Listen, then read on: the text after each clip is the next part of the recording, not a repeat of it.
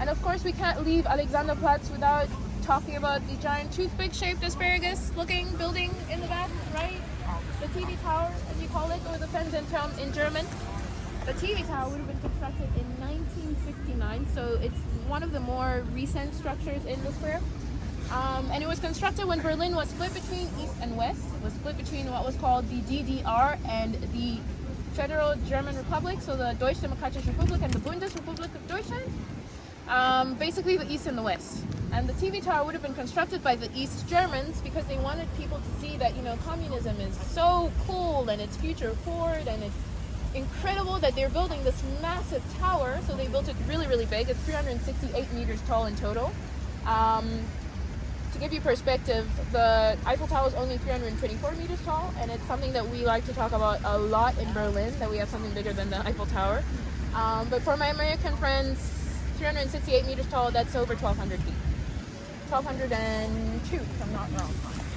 But again, I mentioned this, I'm really bad at math. Grain of salt here, right? Grain of salt. Anyway, at the very top of the Fernsehturm, of the TV tower, you have a restaurant and an observation deck that gives you a 360 view of the city of Berlin. The restaurant, in terms of whether it's good or not, it's a bit of a toss-up. I've heard it's good, but I've also heard that they can't have a kitchen up there, so because it's a fire hazard, so they'll cook you your food downstairs and then bring it up to you in the shaft. So it's not going to be warm. So if you do go, maybe, I don't know, go for breakfast or order a salad, because your steak's not going to be hot. When they were constructing this tower, what they didn't account for is the fact that nature is a thing, and the light hits the dome in a very specific way where it forms a cross. Now, communism and religion are not the very best of friends. So when people in the West saw this, because they built it so massively so that it would be seen in the West, the people in the West saw this and they thought it was hilarious that they had built a tower that was promoting Christianity, and so they started to call it the Pope's Revenge. And in the East, they hated that idea so much that they tried to get rid of the glass and change it in all sorts of shapes and forms, but you can't control nature. So eventually they threw in the towel and they started to tell people, no, it's not a cross for Jesus, it's a plus sign for communism.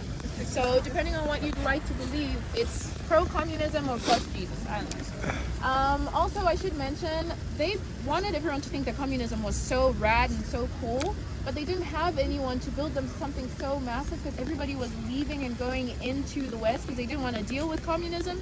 So to construct this tower, they had to sneak in people from Sweden through Poland to come and build it. So something that's supposed to promote communism and how future forward it is was actually built by a bunch of capitalist Swedish people, which is super ironic. Even more ironic if you think about how IKEA is also Swedish, but listen, I could make so many jokes on that. It's so many jokes. And of course, lastly, we have the fountain that's been placed in the center of the city. The fountain was also moved in the center of the city for the 20th anniversary of the DDR, so the Deutsche Demokratische Republik. Initially, it would have been in front of the building all the way in the back, which used to be what we called the Royal Palace. But communism and monarchy also don't go well together.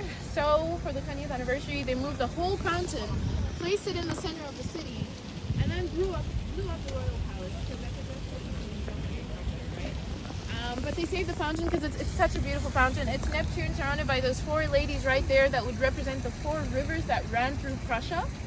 Now, what does Neptune have to do with the Germans or the Prussians or the Berliners? Absolutely nothing. But they wanted the city to seem older than it actually was, so they took a lot of inspiration from the Romans and the Greeks in terms of their architecture. That's how you have a random Neptune in the middle of the city. Berlin, still today, is not that old. Today it's only 800 or so, give or take, years old. So compared to Paris or Rome, it's a pretty young city. That's one way you could think of it. Another way you could think of it is, look, the Germans just aren't very creative, so it's easier to just pick and choose whose history you like and implement it in your own country. So that's another way of thinking about it. Now, does anyone have any thoughts or questions? If you do, please ask, because I will keep talking because it's my job to talk to you. I have to like the sound of my own voice to do this, right? Now? All right.